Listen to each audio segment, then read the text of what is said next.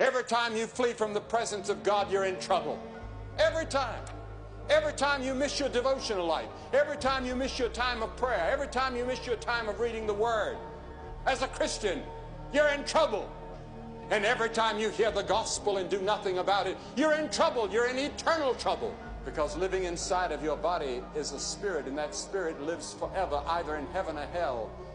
And you're taking a chance every time you hear the gospel and do nothing about it. It's not easy to be a follower of Christ. In this generation especially, it's hard to follow Christ.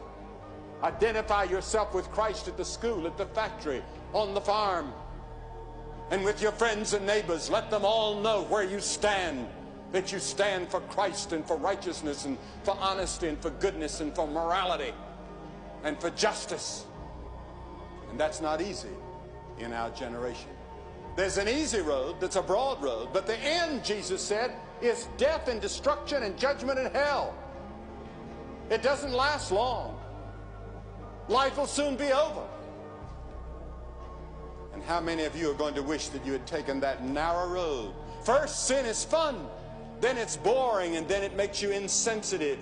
And there was a time when you were very sensitive to the Word of God. It pricked your conscience. It brought tears to your eyes. It made you uncomfortable.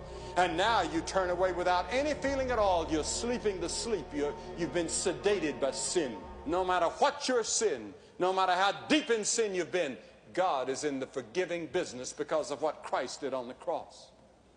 I'm not going to heaven because I'm good. I'm not going to heaven because I preached to thousands of people. I'm going to heaven like anybody else by the way of the cross, where Christ died for me.